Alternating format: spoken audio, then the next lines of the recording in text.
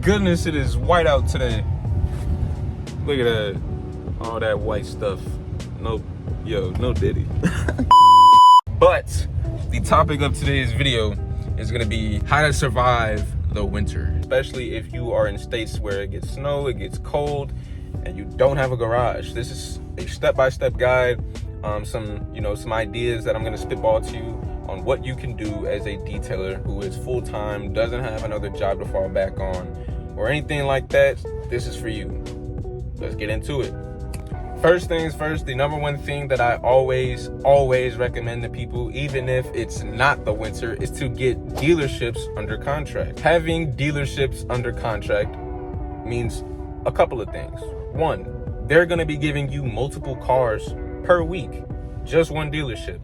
You can probably get anywhere from 3 to 10 cars a week, depending on the dealership, depending on the demand. That's how much you can get. And then depending on how much you're charging, you could be easily making $1,000+ off of one dealership per week. If you have employees with you, if you have helpers with you, this can easily double, triple as you continue to get more dealerships under your belt. And then you can start focusing on other things, as far as you focusing on strictly clients, or you focusing on getting more businesses involved, or whatever the case may be. You start getting these dealerships under contract, sending your employees out to help them and service their vehicles, and you focus on other things. You see what I'm going with it? You see where I'm going with it? It's a W method, if I'm being honest. It's a W method.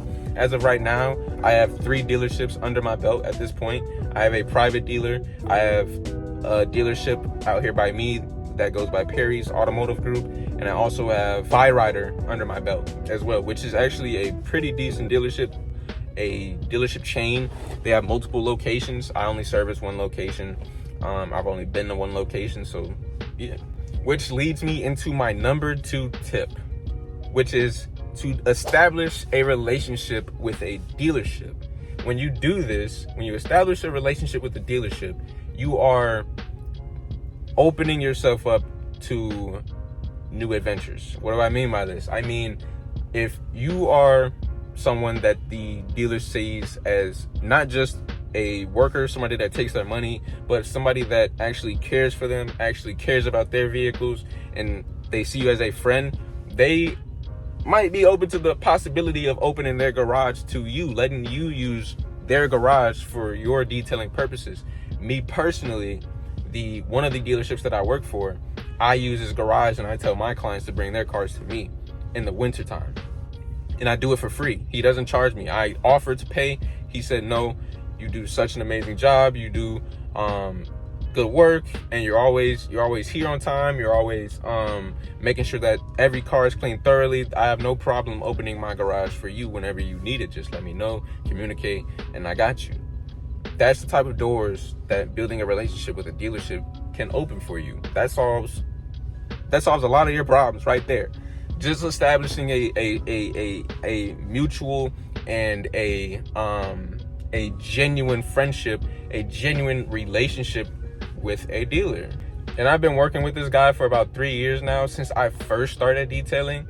He's been with me throughout my entire journey. He's seen me progress. He's seen me grow. He's seen me grow my Instagram. He's seen me start to get booked out. Like, he's seen my entire process, and I believe that he respects the journey. He respects me as a person. He appreciates the work that I do for him, so he doesn't mind opening that type of door for me and solving a problem like that for me. And it takes time. It's not going to be like an overnight thing or a 1-week thing. Like, you have to really establish that connection with someone. You have to show them that they can trust you. You have to show them that you're willing to put in the work. You have to show them that you care. That's the number one thing that I always tell people. You just have to show people that you care about their things, their belongings, their valuables. Because at the end of the day, if you don't care, why would they? Just keeping it a being. That's something to think about. Number 3, we're going to switch it up a little bit.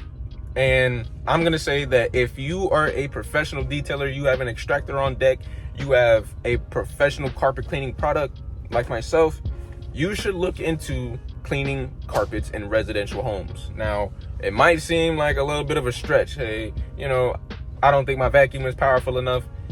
I'm telling you, it's not the same as auto detailing, like as far as the chemicals and whatnot. You need to do your research, but you can definitely get your foot in the door, and you can definitely make some money, and you can definitely expand your business outside of the winter. You can have mobile detailing or shop detailing, and you can have residential carpet cleaning, you know, as a service that you offer as well, which brings in a decent amount of money.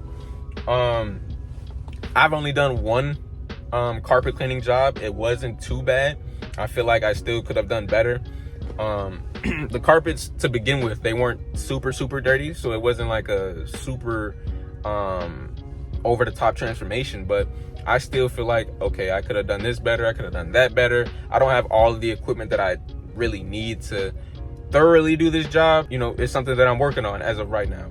I do in fact want to add professional residential carpet cleaning into my services, because I know that makes money. I know that if you know what you're doing, if you know the science behind pH levels and carpet cleaning, a lot of things get a lot more easier, residential or auto detailing. It gets a lot easier. I'm just saying, if you do your research, things get a lot easier. So yeah, those are my 3 main tips, my 3 main points on how to survive the winter as a mobile detailer if you live in a cold region.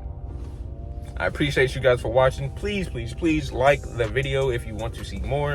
Comment down below any topics, any suggestions, any products that you want me to review, anything that you might think of, comment it down below. I appreciate you guys. Don't forget to subscribe, and I will see you in the next one. Peace.